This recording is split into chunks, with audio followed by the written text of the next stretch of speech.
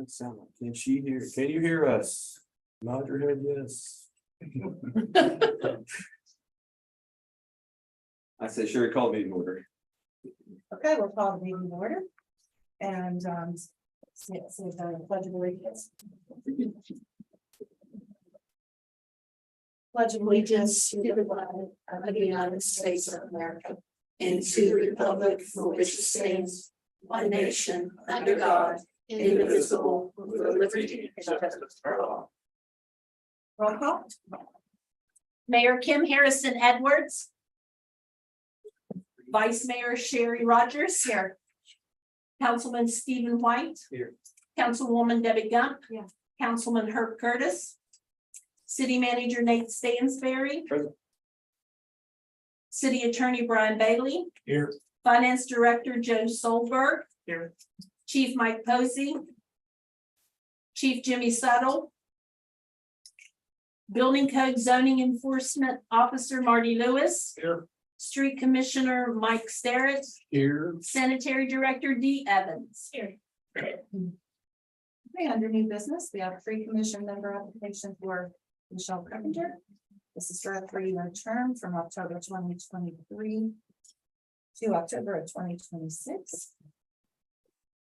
And I believe you have the application in your packet. So, we'll I move to accept the application of Michelle Carpenter for a 3-year term from October 23rd to October 2026. Okay, we have a motion. Do we have a second? I'll second. Any discussion? All in favor? Vote. All in favor, say aye. Yes, he seconded. Yeah. All in favor, say aye. Aye. Opposed? Sorry. Motion carries. Okay, the next thing on our agenda is the ordinance. Ordinance 2023-20 for the city of Weston, creating a 15-mile-an-hour speed limit on State Street. First reading. Is requested. And this one and the next one are for specific streets, State Street and South River. I think we've got two, or potentially 2 ways to go here. Read both the ordinances twice and then put 15-mile-an-hour speed limits on them. Or if council wants to do like a all-inclusive 15-mile-an-hour speed limit on every city street, that would not, the city street would not include like Route 19 and Route 33, any county type road.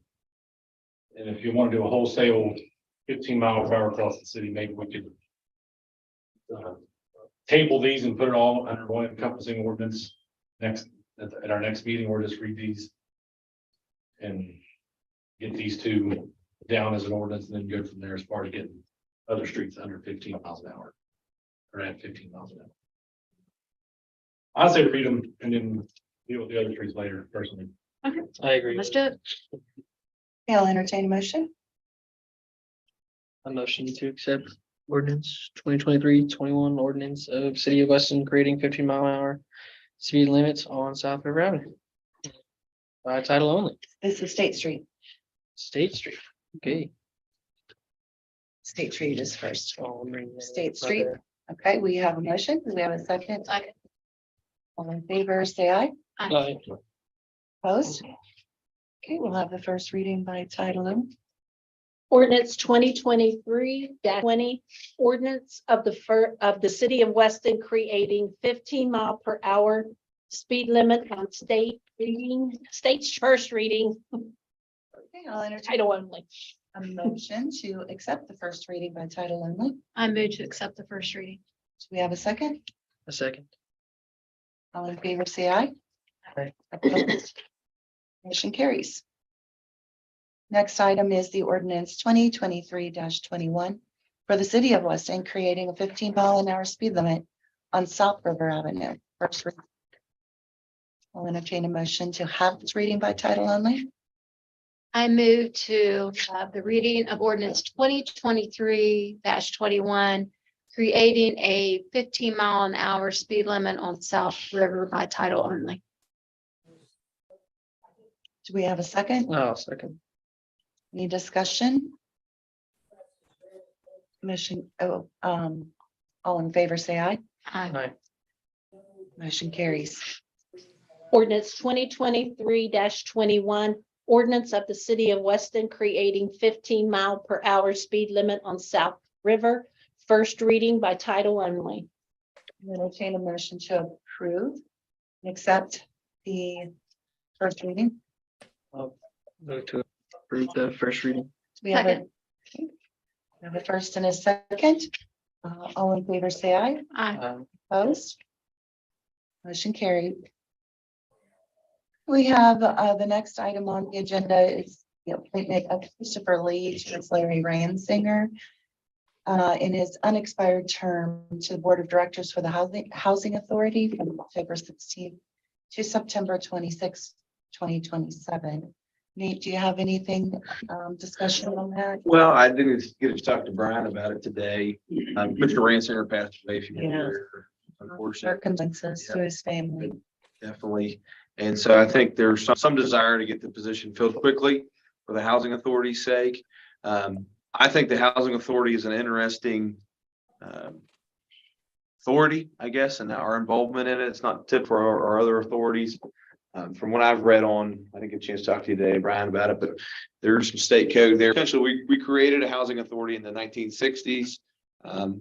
By state code, we appoint their members, and then they function essentially as the City of Weston Housing Authority, and they have all the powers of housing authorities given to them by the state of West Virginia to build buildings for low and middle income folks, and manage those buildings and all that good stuff. And so our housing authority has become de facto manager for Chris Manor, and that's the only property that I'm aware of that's in the City of Weston Housing Authority.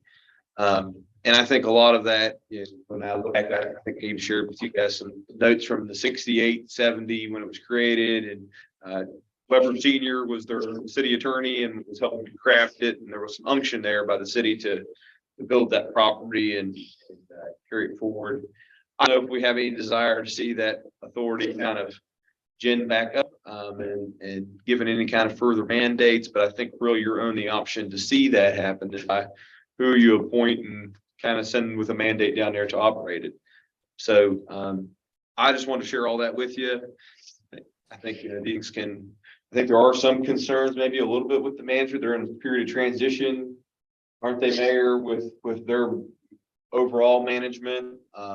They had a longtime manager, I think, who's now retired, and maybe there was an interim manager who's now retiring, and the maintenance man, I think, is being promoted to be the new manager.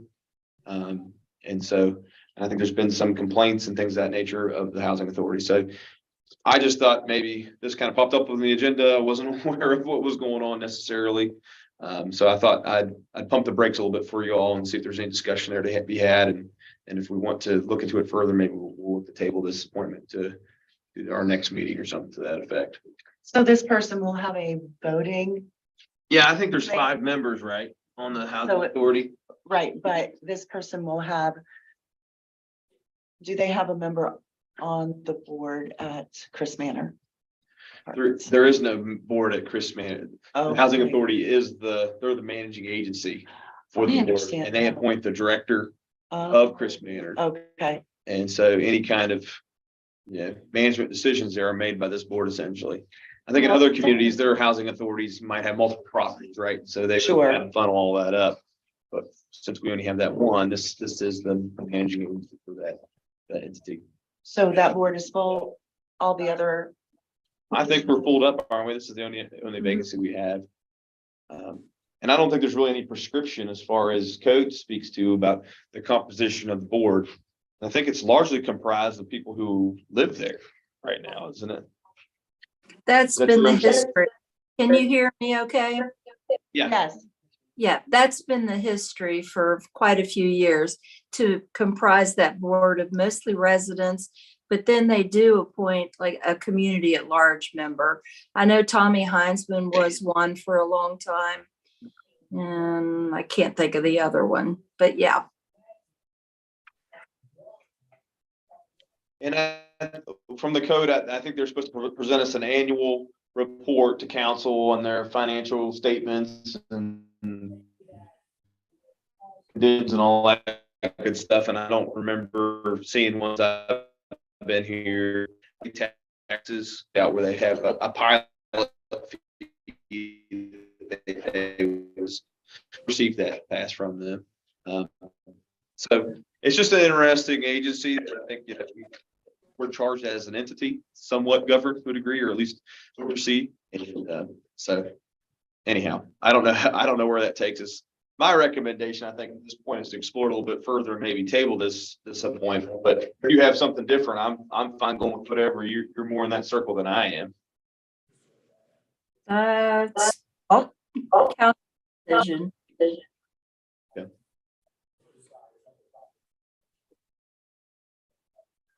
Council? Who is this person? Well, that was just us. We had no idea. Who is this person? No idea. Who recommended this person? Oh, I spoke see it with now. Rich Pitster, but I don't know who that is. Rich somebody. Pitster? Yes, that's who I even know who that is. I agree to table this and look at it further before we make any decisions. Alrighty, so would someone like to put that in the form of a motion? Motion to table the for lead or senior unexpired directors for the housing authority. October 2023, it's September 2027. Do we have a second? Are we tabling it till the next meeting or when? Sure. Okay. Second, regular session. Any discussion? All in favor, say aye. Opposed? Motion carries. Mayor, would you like to lead the meeting since you're here now? You're cutting in and out sometimes, so I think for the sake of expediency, if you don't mind, Sherry, I'd appreciate you continuing. Okay, I don't mind. Just wanted Okay, to offer thank that. you.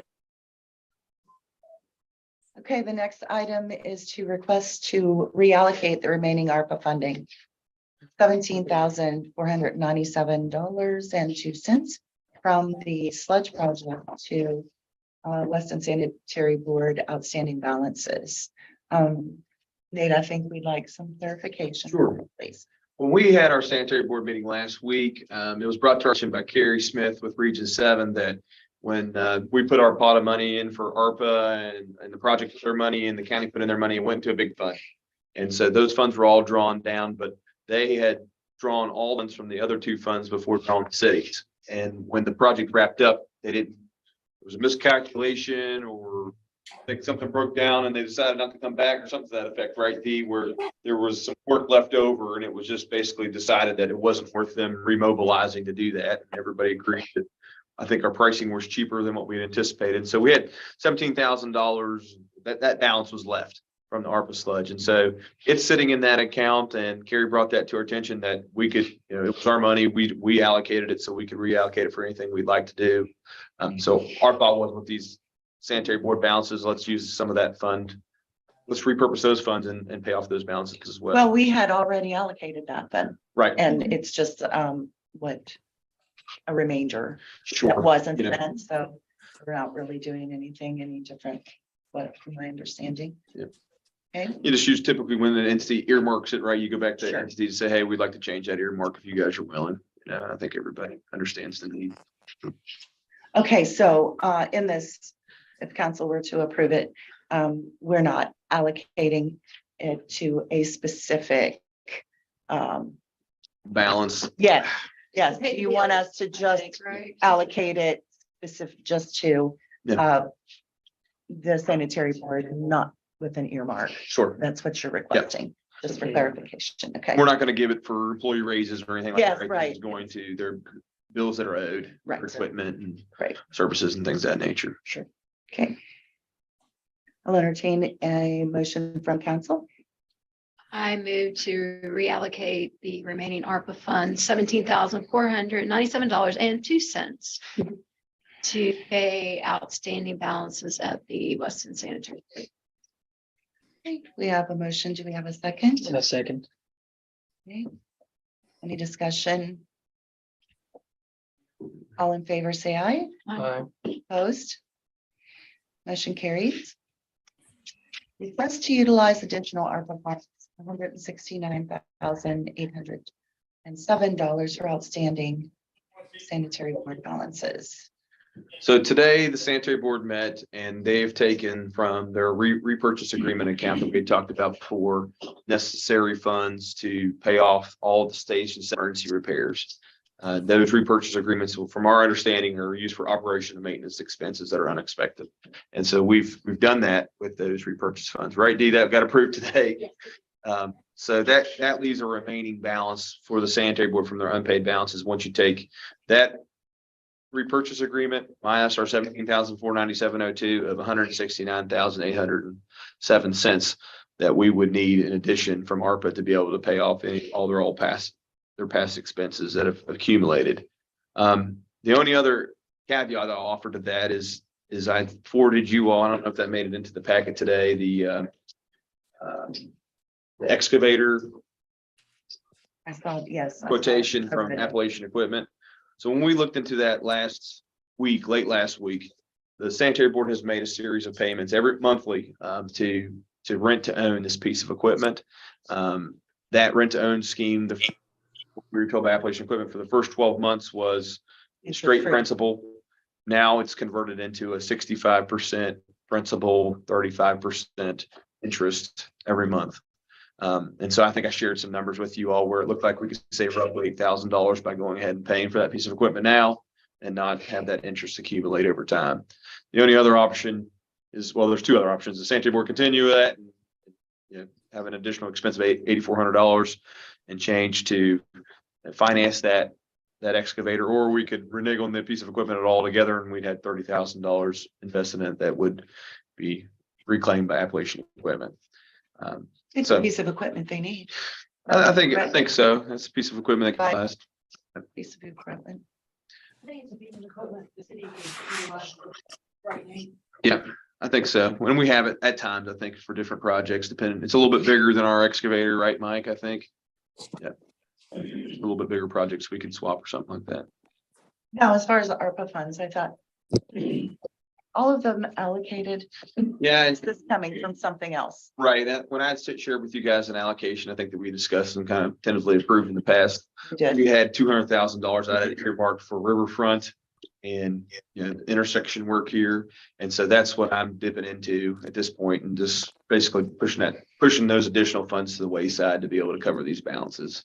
So it's not from the facade grant. Not from the facade grant, you know, I've still got some money earmarked for the downtown Okay. improvement. I think Okay. For 200,000 or- beautification. Well, that was coming next. You knew that. So all those are on front. Like I said, we had that chunk of change there that was Sure. marked for that. Okay. Council, have any other questions?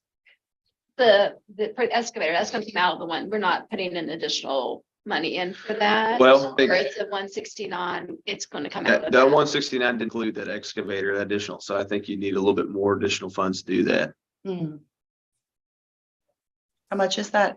It was an additional, I think 15,000 was our balance, right? So it's more than 169,000. Right. Like I said, when we put this on the agenda, that was free. So is that something you want to put on a future agenda? Well, I think you guys could, it's on the agenda tonight to allocate the funds. If you guys would like to change the amount, I think you can. I don't necessarily see any kind of issue there. It is an outstanding balance. It just wouldn't be 169,000. Sorry? Is there anything else we need to throw in while we're going? Well, if you feel We're more. gonna be rooting some sewers for $3,000. You know, all these outstanding balances, what we're trying to do is clear the decks. And our intention with the sanitary board in the next month or two is to see, can we survive with the existing rate structure? Can we make this work? If we can't, I think we're looking at trying to post haste, adjust our rates because we don't want to get ourselves in the same pickle again. How long has it been since we had a rate increase though? I think we've been, yeah, I think you approved it in 19, was the initial rate increase. It didn't go into effect. No, No. no, it was 20. after. It was 20, I Okay. think. 20 or 21. It didn't go into effect until after I started in 21 because it was through appeal. And stuff Right, like that. And it was right. 20. So like in October. Because all that was- October, November, I remember It was it fall. was brutal. Mm. Well, I'm not gonna lie. Yeah. I could have walked out after that. Yeah. Well, I think the public just didn't, we didn't Oh, yeah, but whew, being educate. only my second meeting. And another thing, Welcome to politics.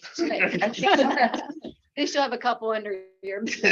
also, my point is that it was long overdue. Oh, it It was, had, yeah. not been done and they had waited so long to do that. And so when we're thinking in terms of that in the future, I think we might want to do small increments. So there is a way for citizens to adjust and allow for that, but also, not, so it's not feast or famine at the sanitary board because you're constantly in famine, because by the time that gets approved, you're already behind.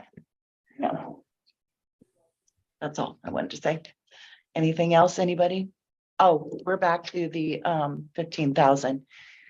Do you feel more comfortable waiting on the 15,000? Nate, is that a I'm problem? gonna give you an updated number here. Okay. Go ahead, Brian, you got something you want to say? Ethically, Brian? Particular number, when we're doing municipal funds, when I think it's probably more prudent to add more on at a later date when you announce what you're at. It's probably not necessarily necessary, but But we own the federal government. better look Yes. on the face of that. All right. In the course of discussion, you all realize you need more money, and you need to put it on there. I don't think anybody's going to get too excited. And that's fine. Your total amount would be 185,685.07. We can add the invoice there if we were to add that.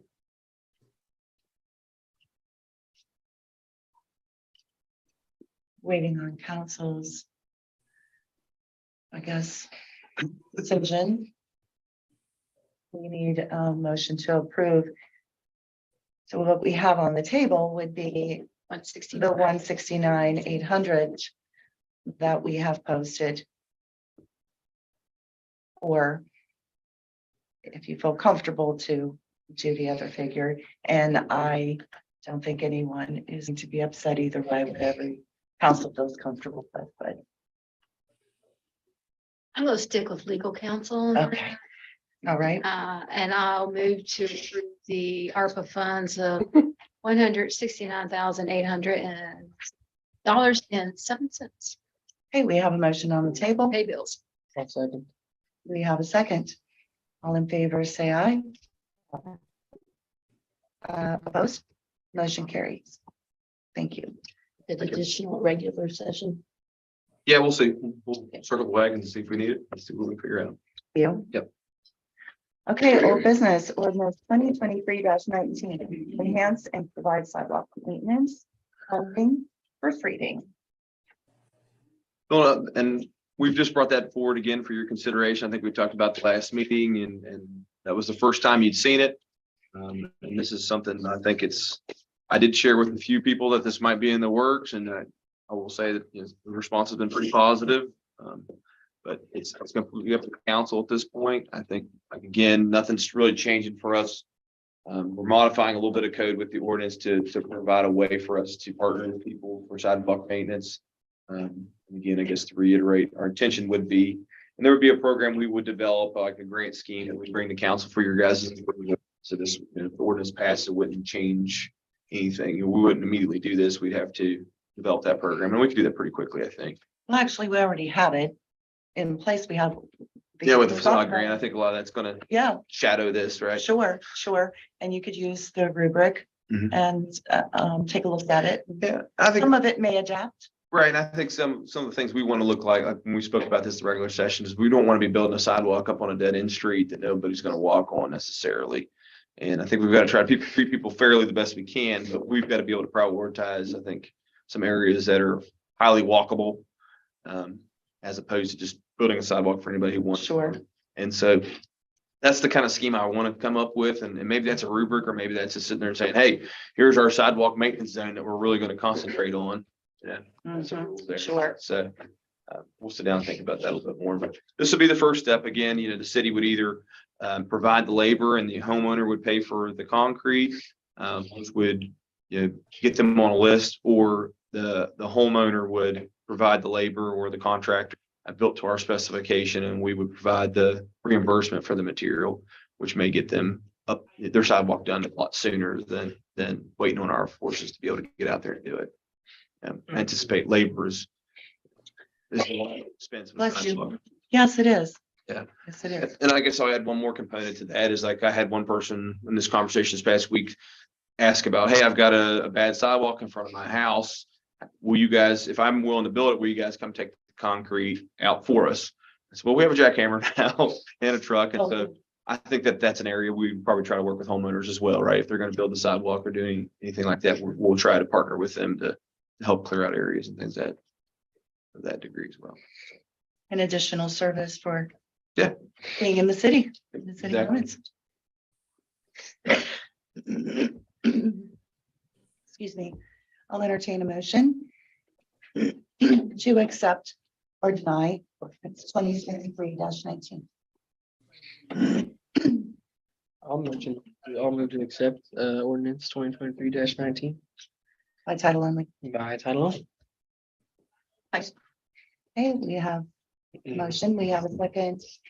Any discussion? All in favor, say aye. Opposed? Motion carries.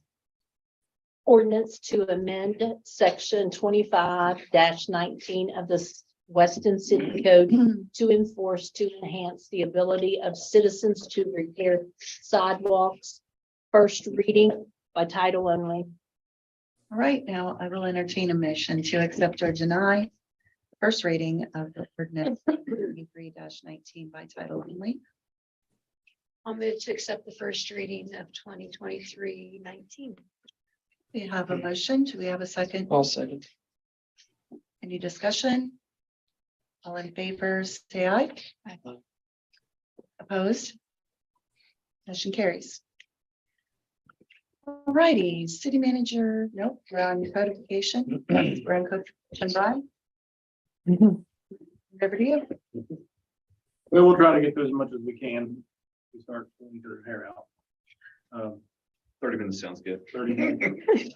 I could tolerate less than that. We could take over a day.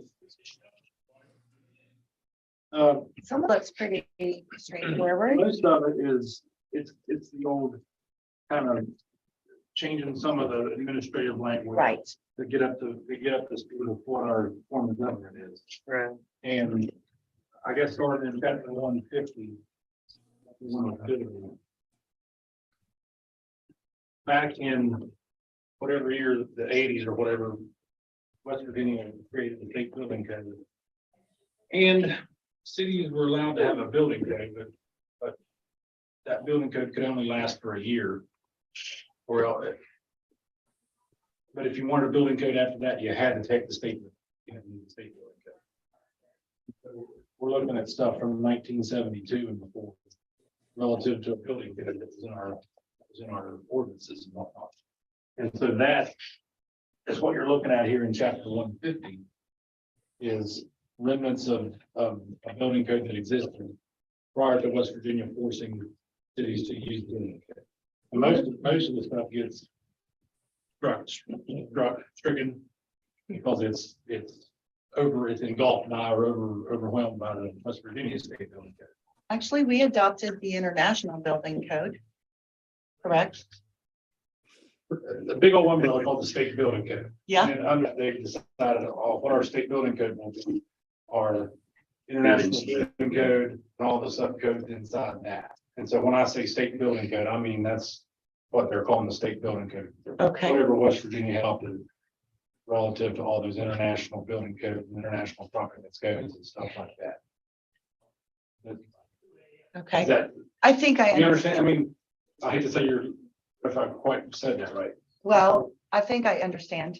So I guess my question is that some of this will already be addressed in the state building code. Right. What this is crossed out is addressed. Yes, that was my question. Thank you. Okay. What page are we on, Brian? Page 2. Okay, There's six or seven different chapters, so we'll start with chapter 1. I guess start page 1. I don't know. There on the front page is fire chief and used to be your XGO building official. I think we moved past that to make an actual building code official. Page 2. The fire limits established. I personally changed it to the fire limits being inside the city limits of Weston and the first area as designated by the West Virginia State Fire Marshal. Those were not in effect. The first area was not in effect. Right. Fire limits were established in our prior code and prior ordinances. pretty much the same with page 3. Yeah.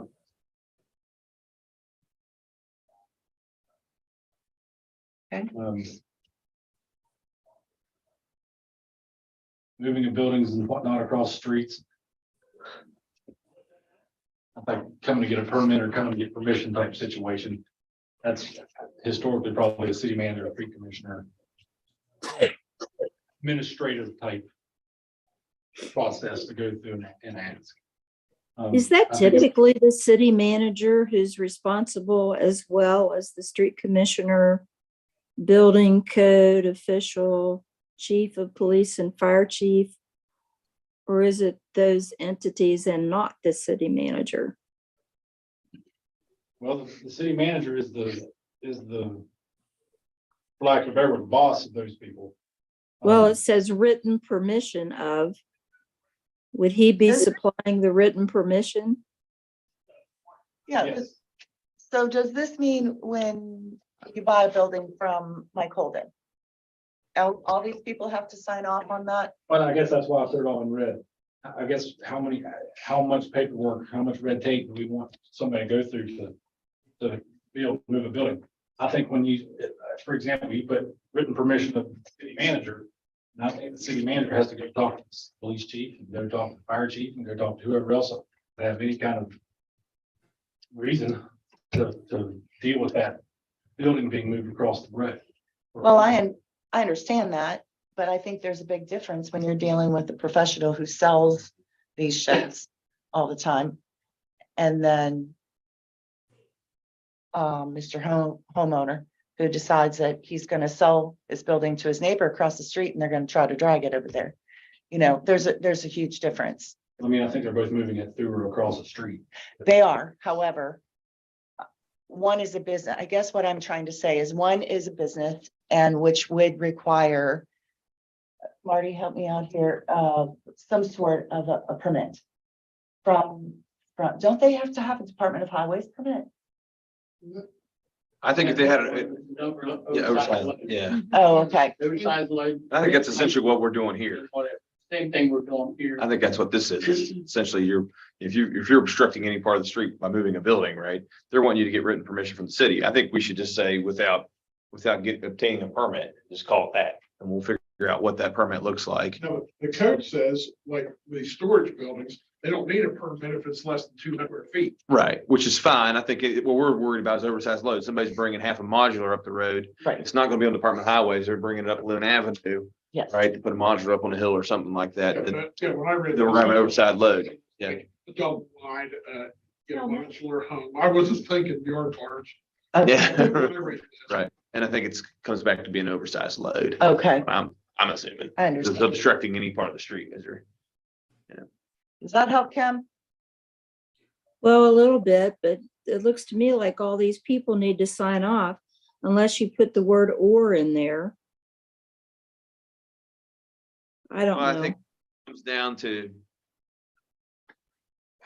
Like I said, I'd scratch all the people and just say without written permission or without obtaining a permit. That's what I would say. And then we can figure out who needs to be on it. If you have an oversized load, should the street commissioner know about it? Probably. Make sure the weight's not. The too much. police should know about Should the it. Police know about it? Yeah. Should the fire department know? Yeah. If it's gonna be obstructed? Yeah. I'm probably the one that doesn't need to know about it the most on the grand scheme of things. And I think my only job would be to make sure they got a permit at the end of the day. The buck kind of stops with me in those kinds of things to a degree, but Yeah. code official building. So like I said, I think just say, and we don't know how our permit structures are gonna change down the line. I would just say without getting a permit, and then the proper people will sign off on the permit. There you go. Sounds good. Without a written permit from the city. Yep. A written permit from the city official. Without obtaining a permit.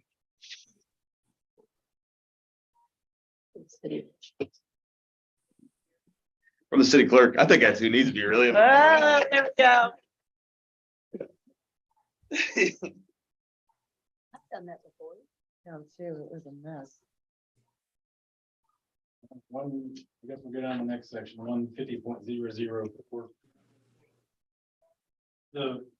You see there in this, well, the second line, and it's still in the first sentence, but it's the second line, you see the red word code. The West Virginia State Building Code calls Marty's position building code official. So that's why I put the code in there to make it line up. Okay.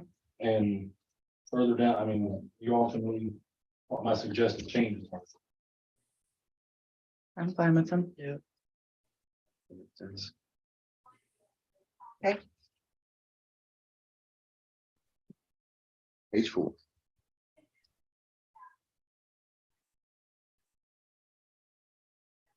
You Good with page 4?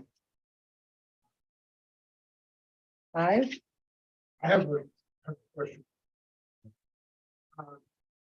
Under 150.006, would there be a mention of an administrative warrant or anything in the administrative entry? This is in compliance with law, but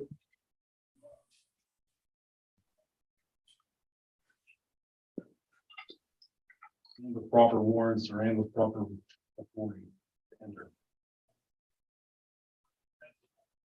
the way that kind of reads now is like I can go up, I mean, boom, boom, boom, I need to come in your house. I think, like everything else, I think you could go knock on the door, kick it down and go in, and we're gonna be up, have a mess on our hands. This compliance with law, I think, kind of, entails, yeah, you gotta go get the proper permission, whether it be the owner permission or whether it be some kind of court permission into that property.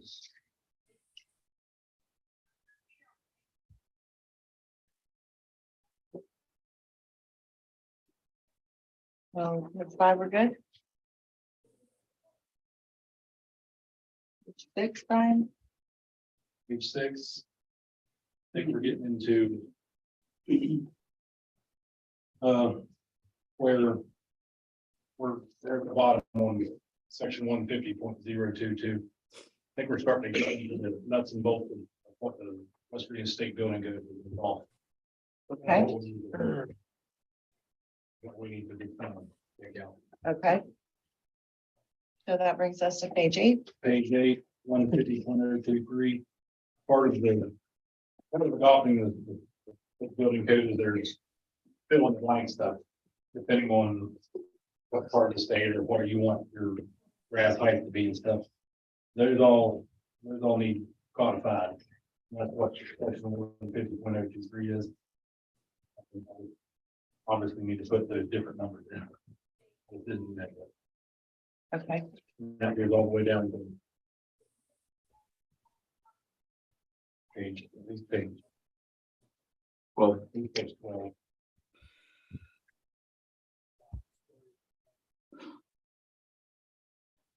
And again, back to the state building code involving our prior thing.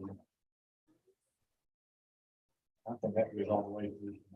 on page 12, do we have our latest? Didn't we up our building permit fees? One point in time, what is our latest? $25 base and 10 per thousand. All right, that needs to be reflected in there. That goes back to all section 150.023.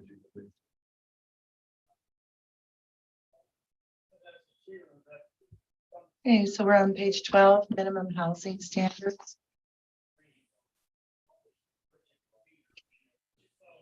Which we are adopting the state. Okay. Okay, What does that state code say about the outer part of the house? We have so many unfinished houses with Tyvek or Lowe's on them. I think I mean, you go to Bridgeport, you don't see that stuff down there. Mhm. So do we I have think we should have something? the authority to mess with them, don't we? Put pressure on A weather resistant covering on the outside of the house. It doesn't specify with P111 with masonite siding or vinyl siding. So, and I don't like this either, but I think they could reasonably argue and say, I got house wrap on there. That's weather resistant. them. Can we make a municipal ordinance on that? Because it's, yes. I mean, Main Street has had forever. Department. Oh, Yeah. I didn't think. I mean, it just makes the town look. Yeah. Sorry, trashy. Well, And I did put pressure on a couple of people like up here on 4th Street and they went out, bought their siding and came in here and got permits. It's looking nice too. And I won't say it's a slippery slope, but you know, I think that there's some communities, their standards are really high, right? So they don't put up chip and paint and all this other stuff, you know, where I think our standards aren't quite there yet. No, I think we need to raise them. Now, and I think that's within our purview. it is, About it. it is. Because it brings down property value of those Sure. homes around you. Yeah, I don't have any issue with it. I'll have to be out painting my house this weekend, but Okay. I don't have any issue. Or two, so you're fine. I'm not going after you. Now, speaking of that, we need to do a little upgrading ourselves. The street department. Yeah. Working on it. It's already washed down. Oh, amen. Thank you, Jesus.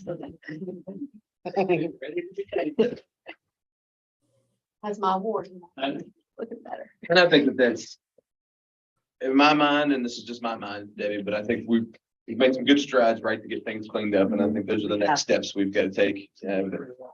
When we started, if we'd said, hey, paint your house, they're gonna point to all these other buildings. No, and my Standards. goodness, now we have people mowing their lawns and cleaning the trash up off Yeah. of their porches and Well, from their yards. I mean, we We've have. raised the expectations here. Yes, we have. And then too, you know, if we're fortunate enough to have another round of facade grants, maybe we can go to these people and say, hey, you know, why don't you apply for the facade grants and maybe get some help with, you know, your siding. Maybe we can, I think we're on the same wavelength there, yeah. yep, land another big grant and help everybody out. Okay, so what page we on now, Brian? well, pages 12 up through 90. All stuff, like, That- that are involved. Right, on the State building good. So 150.068. okay, We can use to supplement, yes. The other word. Anyway, supplement penalties that are already in the state. code. okay.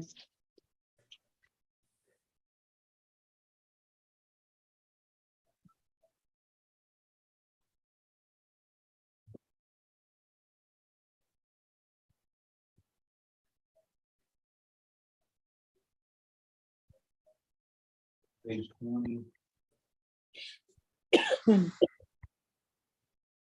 I don't know why I have crossed out 150.070. I don't think that was crossed out.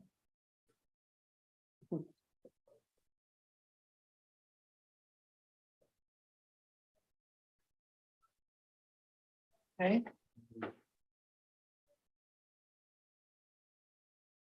Why is that?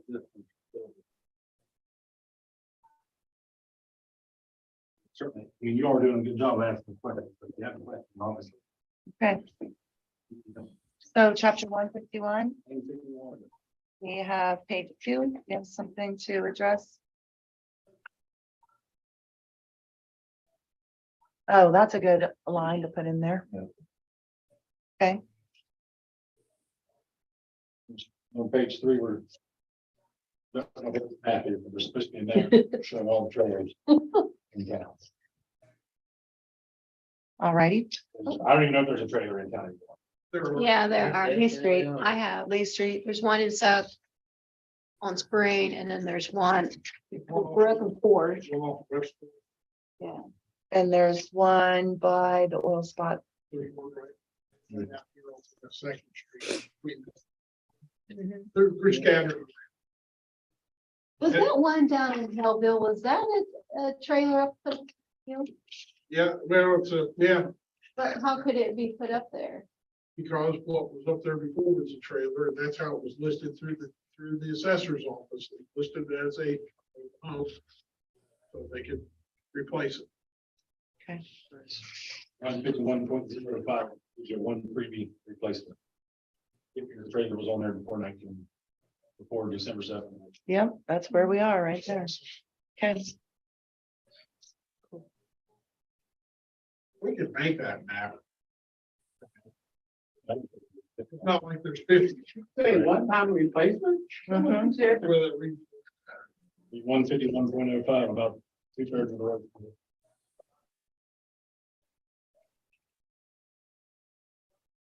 That's what the original one said, right? Mhm. In-house trailer or mobile home which is located upon any lot in the area in the city on December 7th, 1970, which has since then continued placement and replaced such house trailer or mobile home with another house trailer or mobile home at any time.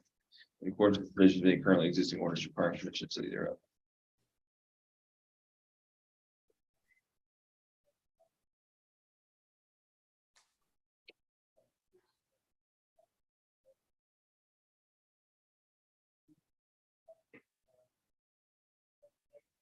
Page 4, just, I thought housekeeping matters, updating some language. Page 5. How to find the 151.12 needs to be in the parking. All right, Brian, back to 15106, location non-residential area. Consent of neighbors and common council, so some kind of creates provision there where somebody can stick a trailer in. We may want to add some kind of provision of this chapter for the city zoning ordinance. I don't know what, depends on what you can put in what areas, but I think that prior code was definitely written for the zoning ordinance was in effect. Back under 151.01, there's a blurb. That's something about zoning. Zoning rules shall rule. Okay, all right, then I think we're fine. Okay, yep, I see that there. Good, thank you. Sorry.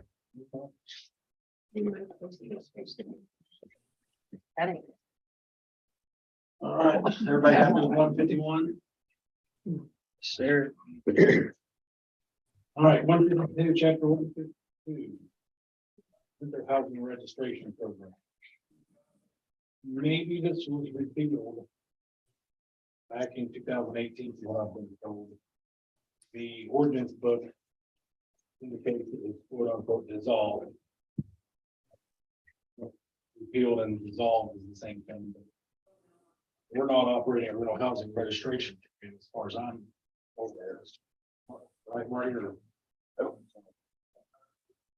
Does anybody have any experience in knowing whether this was thrown out or tossed out or somebody didn't use it anymore? Or even if it's grapevine type knowledge? Only thing I can say about it is I know I was successful.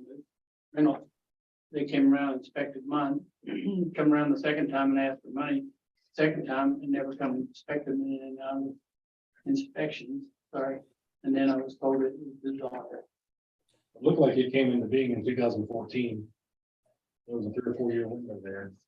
It was, I think. Or somebody said it was maybe somebody determined it to be illegal to have that program. I thought there was some kind of, Randy Bone may know the answer. That's why I said it's called Randy. something with to do with the Constitution, last I had spoken to him about that.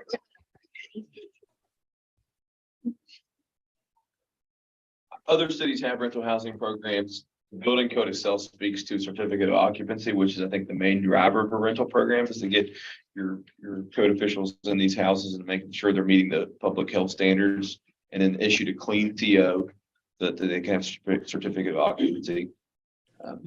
So I'm for it if it's done correctly, I guess.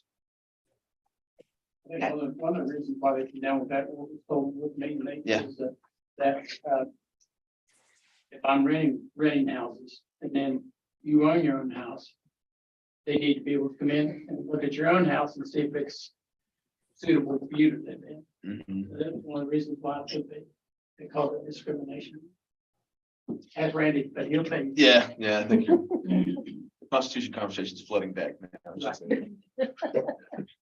Well, as it is, and lack of a better way to say it, not to enforce it. Unless and until we can find some kind of hash of it.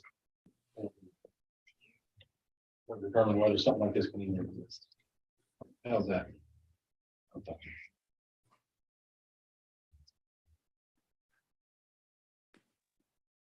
No objection, we'll go to chapter 153. Vacant building and property registration and maintenance program. This is one I think we passed a couple of years ago. Yeah. I don't necessarily think it needs bothered today. Okay. Added a couple of different little notes to it, but it's not anything that requires a wholesale change. You actually did that one. On page 3, Brian, Good or bad, I didn't. where it says EPDD, should that be FPMC or in accordance with IPMC? Well, I don't know what it's EPD.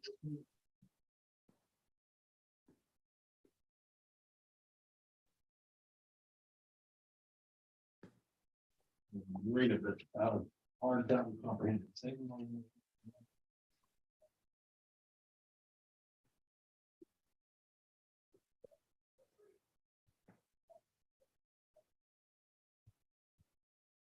Talking about maintenance of overall. What's enforcement?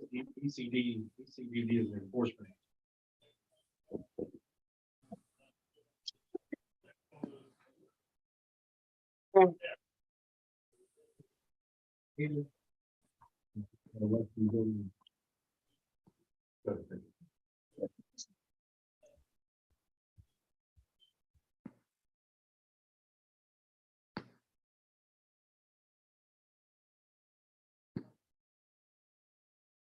And you have to let the building go.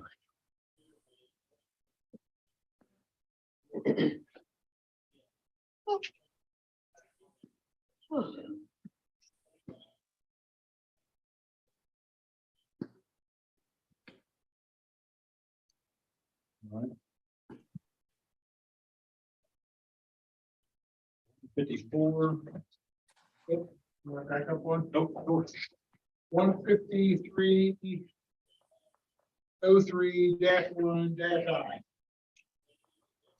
Yes. You've got a note on there which says utilities need to be connected to the structure. This makes it non-vacant. That's not necessarily true because of our vacant program. We say the vacant are supposed to have electric on them, so there's lighting in case of emergency or whatever. Okay. But they can still be termed vacant.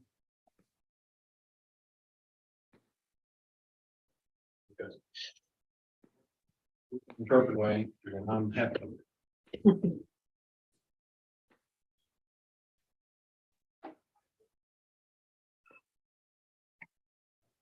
We're about to start one. I see now, Marty. First it has to be deemed vacant. Once it's deemed vacant, it has to fall, it has to adhere.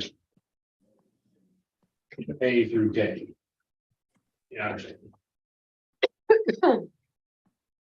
Page 11, and our current vacant structures has this, we can take it to municipal court and final if they don't register their building. Yep. Ordinance. Let's do it.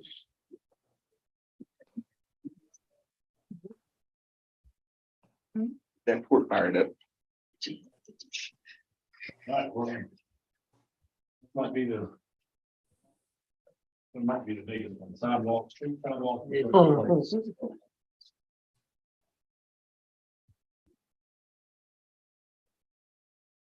Stephanie. Want to do this one next time? What's it? With the floodplain in here somewhere? What was that one? Could we leave streets for another night, honestly, because I think that's a big discussion. Okay, But I would like to talk, I think 156 is a. Something to talk about a little bit. It should be easy to get through. okay. So we're. Get 154. And then 155, It's 155. we're on gas. We can do that one. We're skipping. Floodplain. No, we're at 155. Okay, So we're on Please the keep your street. For the next discussion. Can I hand it to you? I'll put my number on.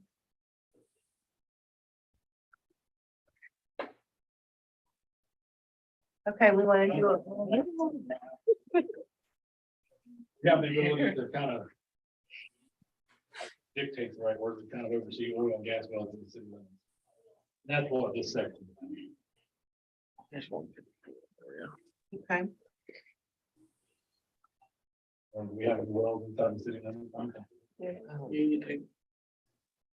You got one out for Glass factory, still workable. I think one of our properties. I think there might be one at Talent. Actually, want the one on my property removed. okay, that's good.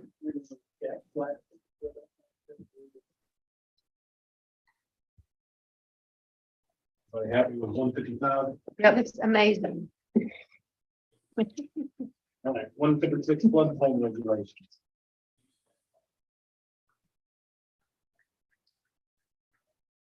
Well, yes, one inspector.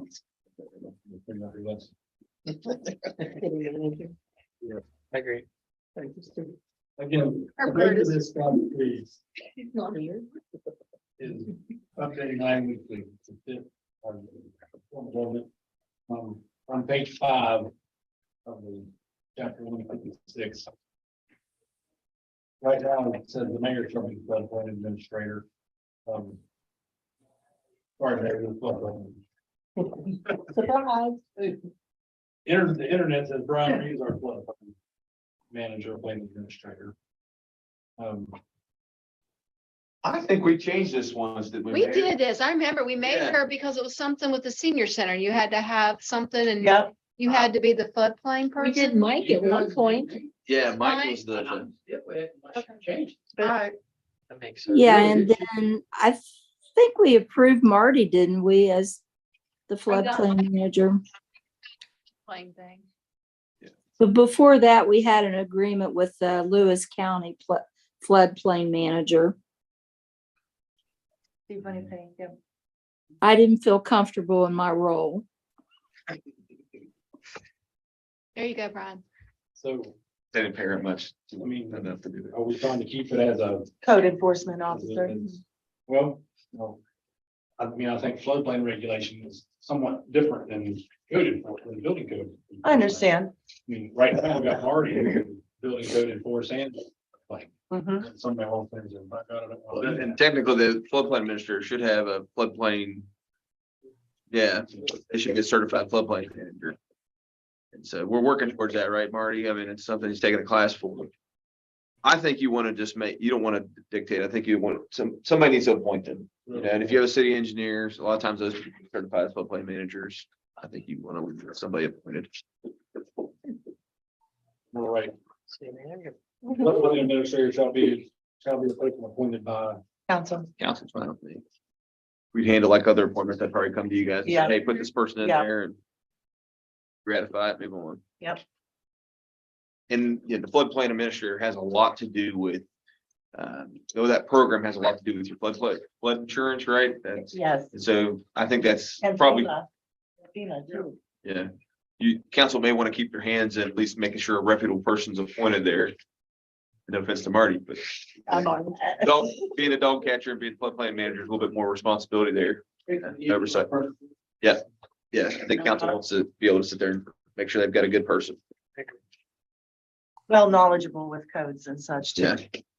And if you get somebody who's not good, I mean, and there's an audit, you could potentially lose your floodplain insurance. So I don't think you want to have a bad city manager put in, flunky in there and then you get yourself in a jam. We're going down together, I guess is what I'm trying to say. But in thinking of terms of laws, we're not always going to be here, Okay, right. this team, and I think it's a Yeah. big responsibility. yep. Well, that- I'm up to page 8, most of us just kind of. We have administrative changes. They could change. I'm at 16 F, where it says, do we have a fee schedule? I think that's, I'm sorry, you're on page 16? yeah, Yeah, where it says, do we have a fee schedule? I think that's the next thing, right? Yeah.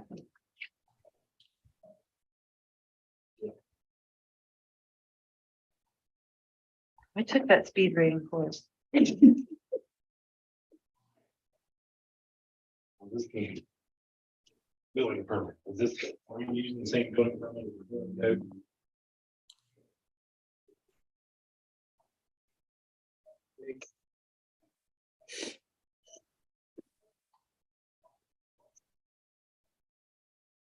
On page 16, Right here. do we have a fee schedule? I see it. Everywhere else I've been, they've always had a floodplain permit they gave people.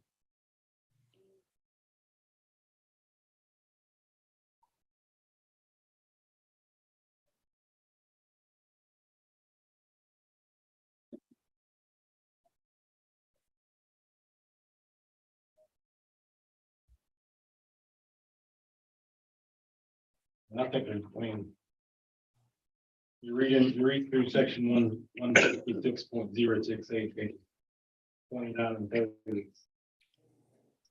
And they're saying flood determination and proposed development and flood hazard area. That can sound a little bit different than run no building. Building.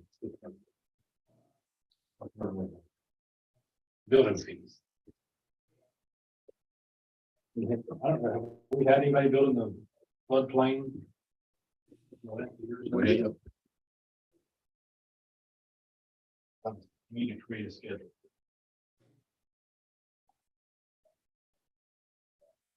$25, all of them. Yeah. Yep.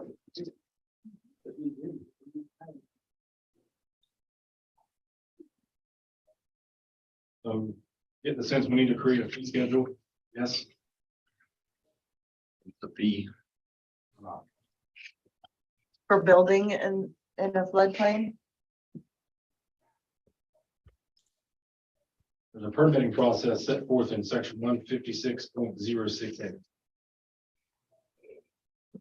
And there's with fees associated with that permitting process. And that's what this fee schedule would lay out, is what fees are associated with you getting a permit to construct or build in the floodplain. Is this West Virginia code? Or is this ours? This is, I don't know, verbatim thing on. West Virginia, okay. West Virginia. Okay. So was there fees attached to that? Is it set by each municipality? Hunt that to the municipality.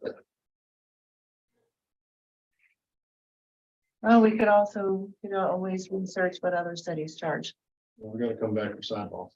Yeah. And asterisk there.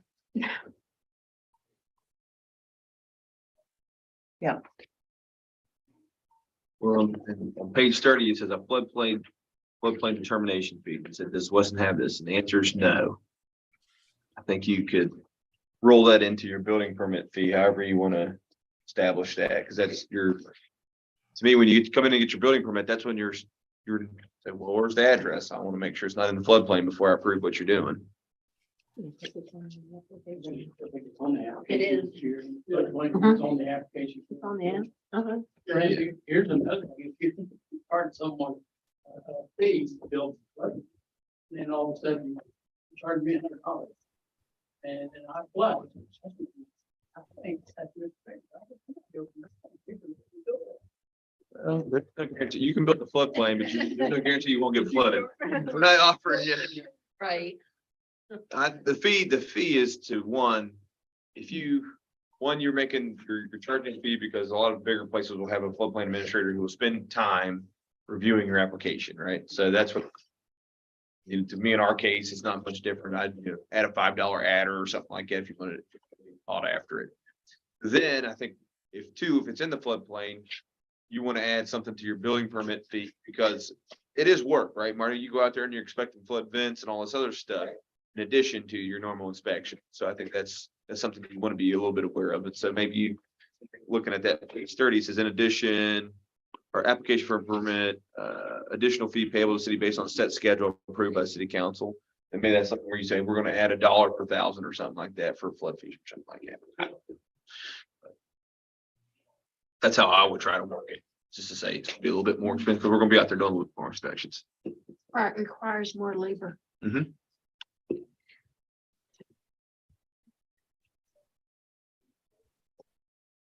Okay, are we ready for the next meeting date?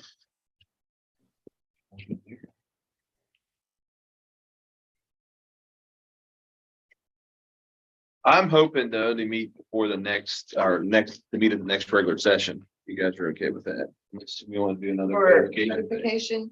Or codification, if you guys You want want to. to- When's trick or treat? Is that the 30th? 28. On Saturday. Anything the 30th?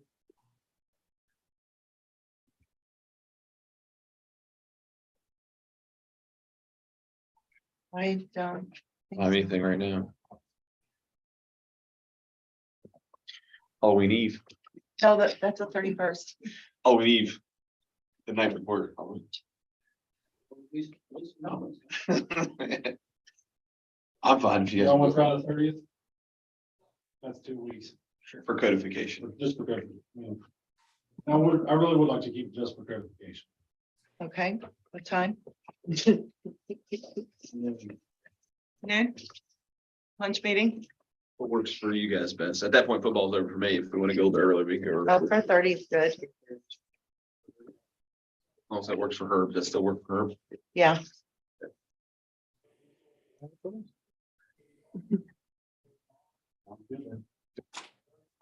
Okay, next item is city manager, If you'd like to.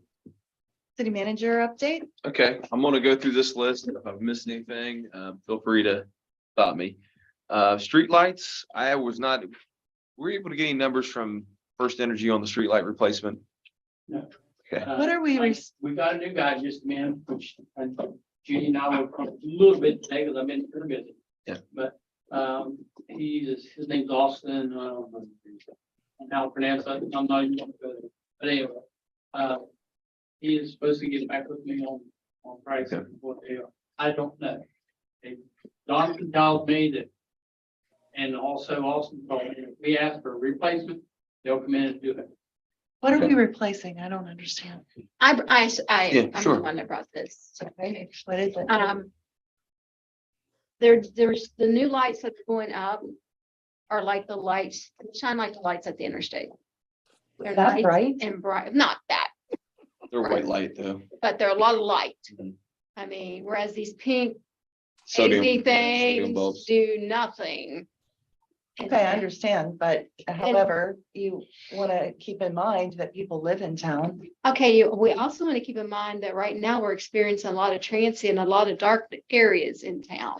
I understand. And I didn't say to replace I suggested Main Street, certain areas, but they really don't affect too much. I mean, there's one at the end of Peggy Street, if you come up on Hartville. There's one at Station 7. They're already replaced. Yeah, there's one at Hillville Yeah. on Cemetery Street. Those newer That LED roll. lights are more directed light than they are. Yeah. Like the old sodium bulbs, those orange ones. Yeah. Light just goes everywhere, right? Right. Like, Yeah.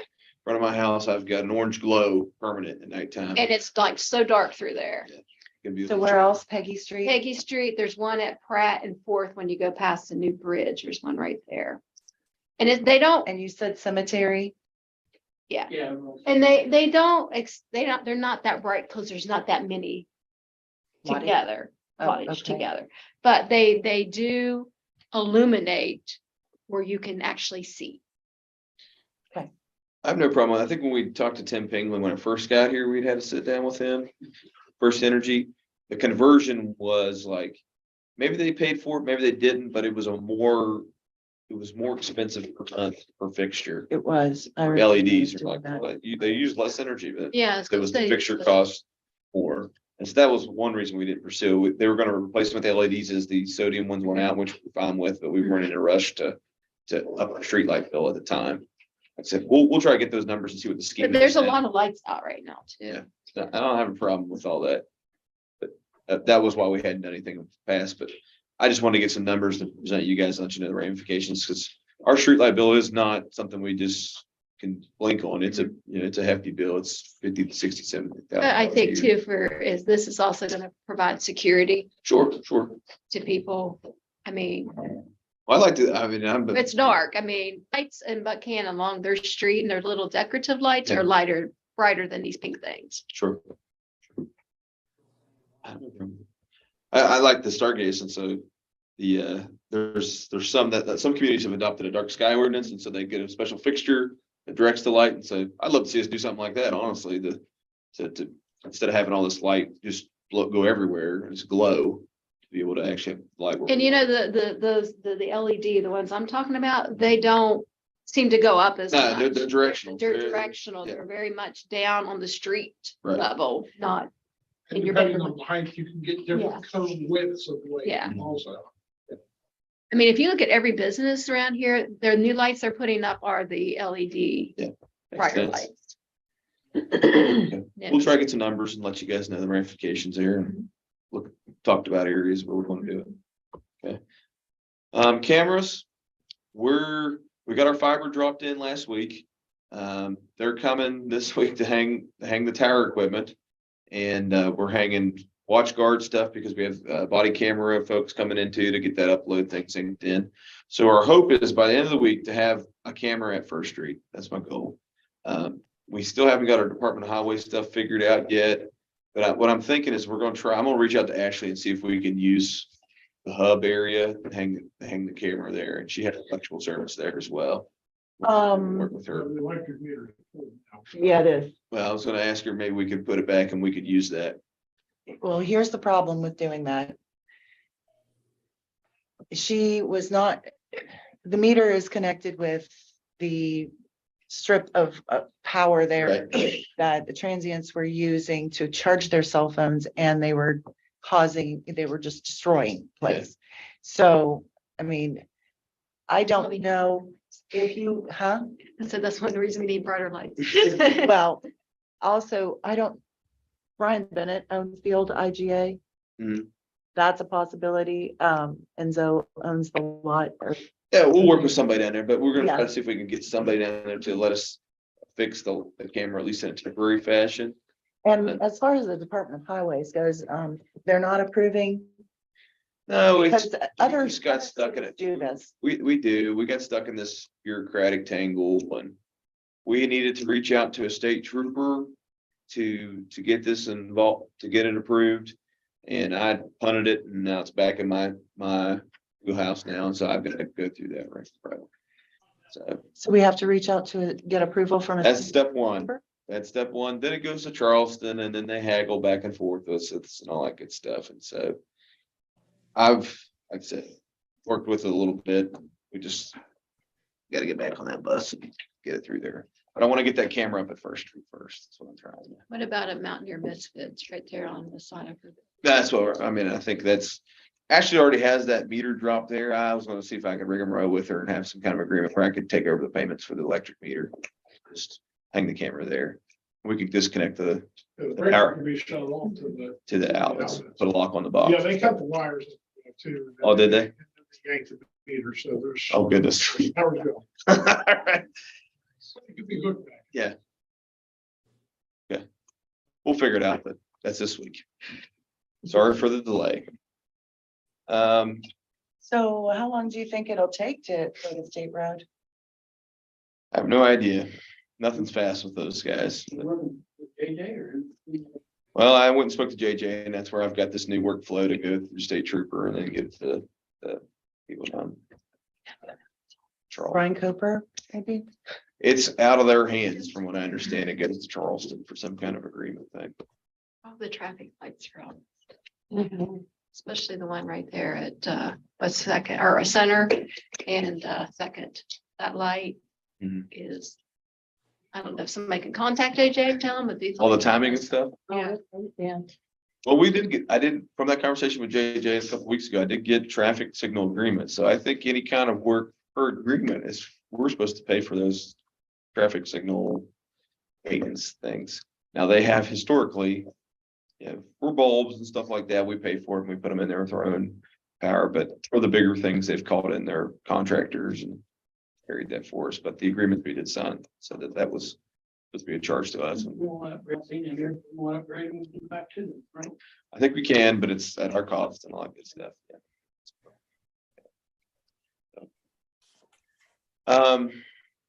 I sent you guys an email about the economic development thing.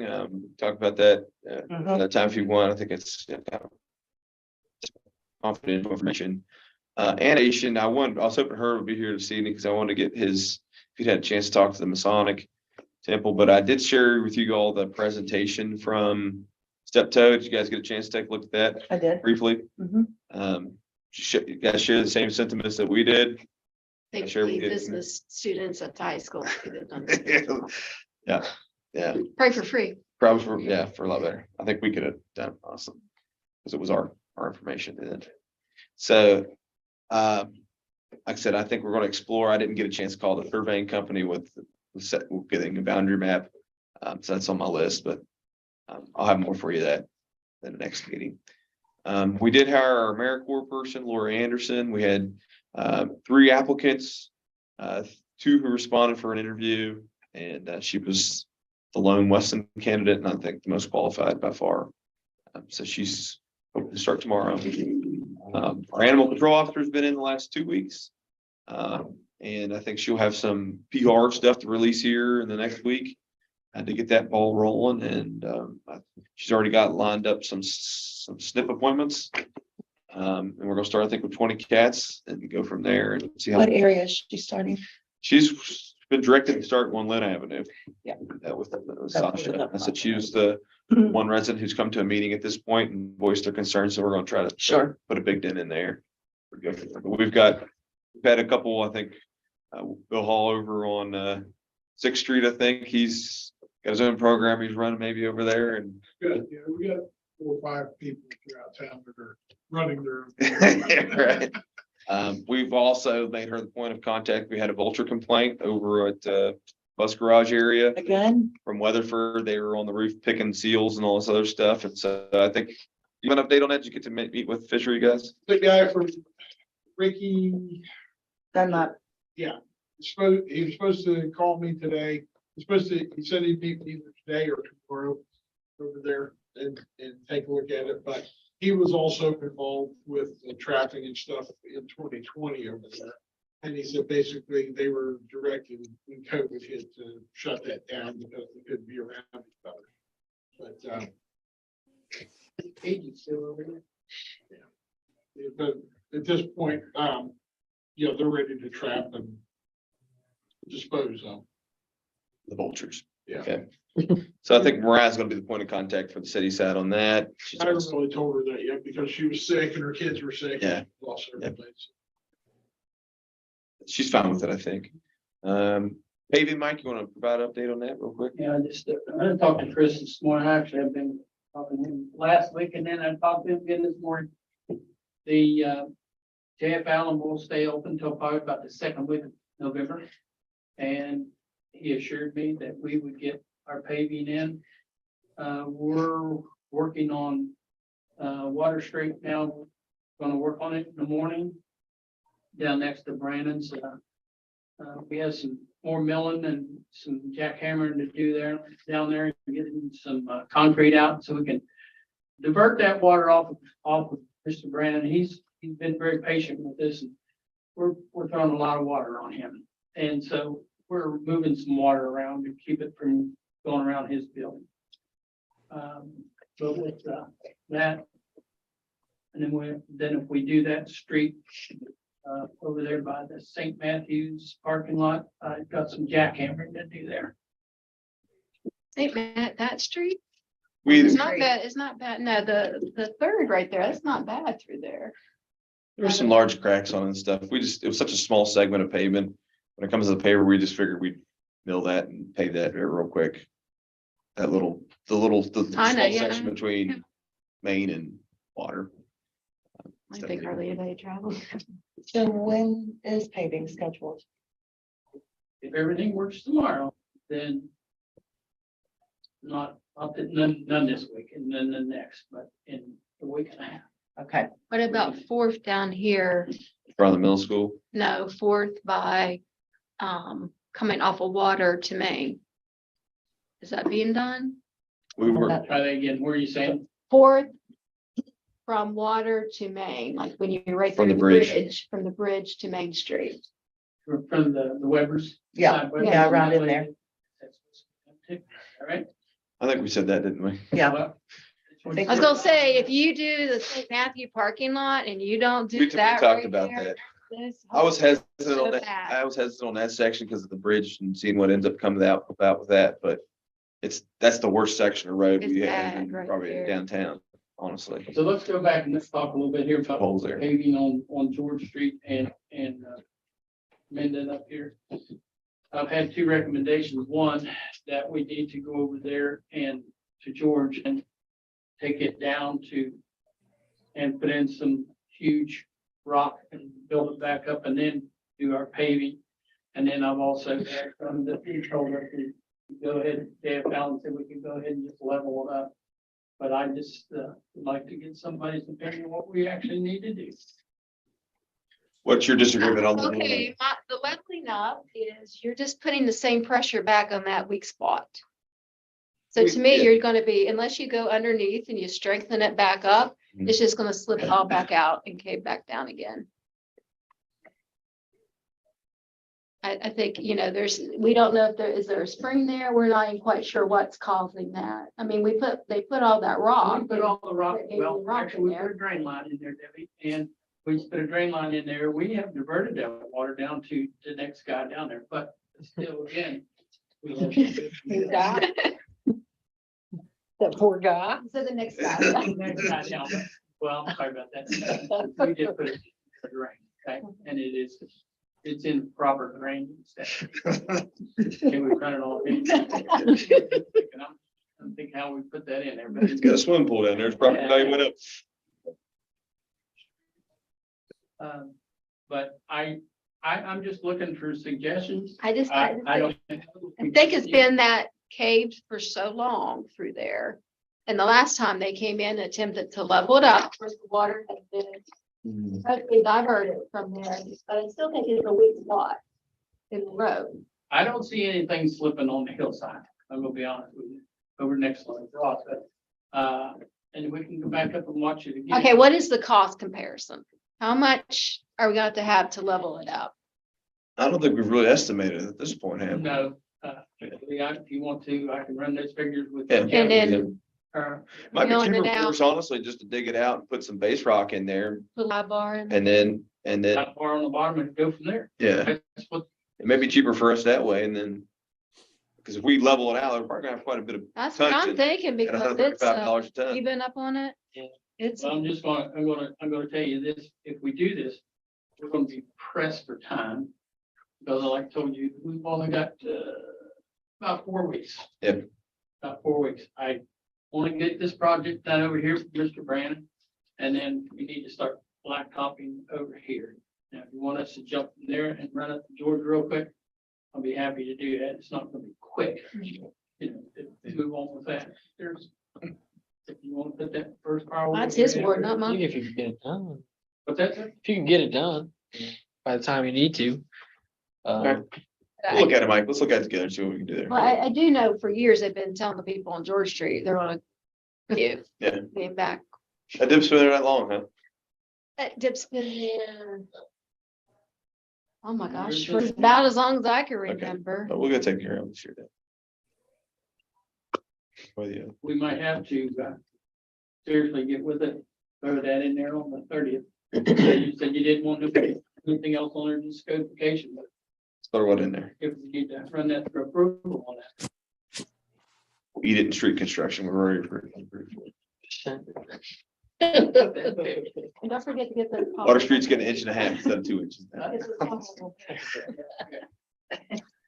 We can even go back and work on that. Okay, so back to one more question Yeah. on cameras. Do you think that we can hang them on buildings downtown? So in the. It's not my preference, because I think I know get into that. all kinds of ownership things, right? And we've got to get agreements with people, but in the interim, I think that's probably what we're looking at. Run power. Because, I mean, we've already been a year and a half. I want to get it done I know you do. for the citizens' sake and my own sake. But because of, I mean, if we have to wait 6 months to a year on the Yeah. state road, that's what can we hang them on buildings? We got the cameras up and Yeah. then And we can the pressure's off and we re- can wait on, consolidate those off as start time lapse. yes. We'll do our best to do that. That's To be honest with you, you're waiting on State Road for First Street, there's nothing there for the State Road to approve because we took all the poles down. Yeah.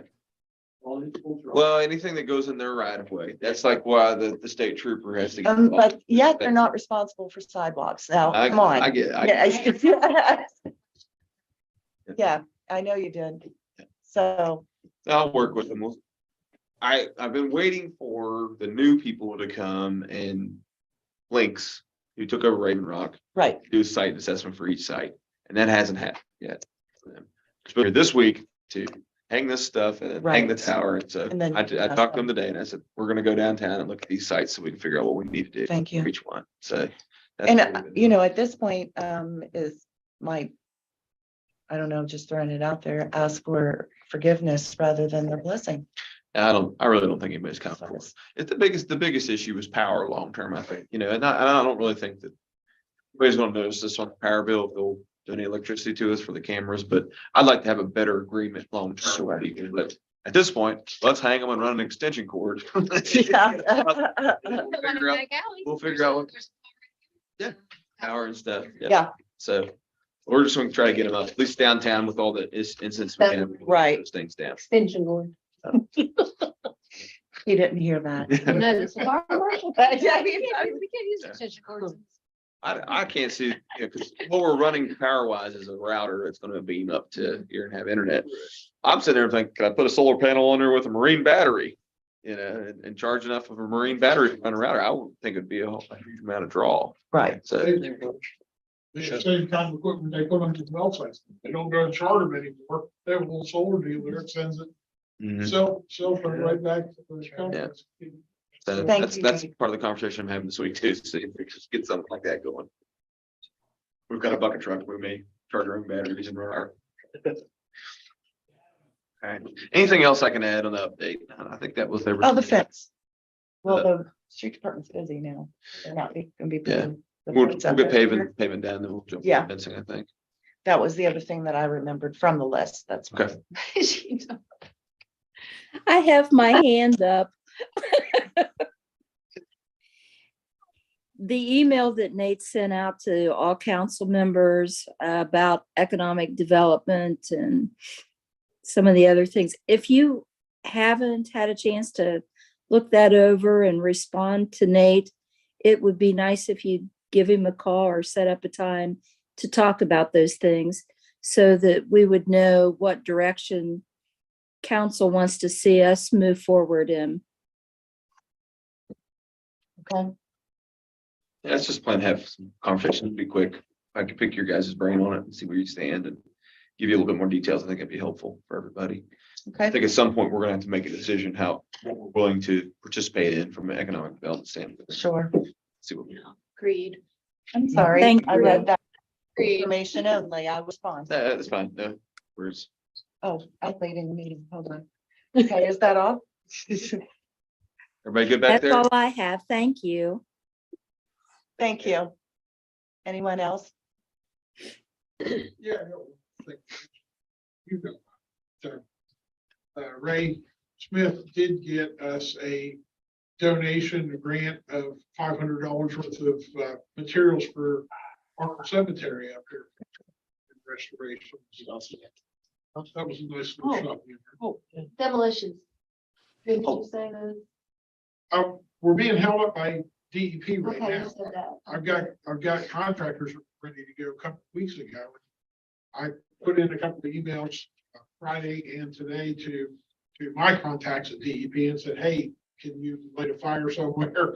Because these guys are ready to go. We got 7 more to get. That's unusual, isn't it? Yeah, they've been pretty quick with these Yeah. turnarounds. There's a 10-day period for them to, Right, after they approve it, the contractor has a 10-day period in there. right. So, and they've been pretty quick to this point, but I think they haven't said this, but I think maybe they're trying to get their program together for the next round of funding. And I think, and they're behind on that because by this time last year, we already sent the application. I have nothing right now. Okay. Okay. We do. Okay. Anything else, Nate? That's it. I appreciate your all time. Thank you. Ryan? Mayor? I'm good. Thank you. You guys did know that Herb was excused, didn't you? He called me prior to the meeting, but you couldn't hear me. Sorry You about that. Right, I'll entertaining a motion to adjourn. I moved to adjourn. Second, I second. all in favor? Say aye. Aye. Motion carries.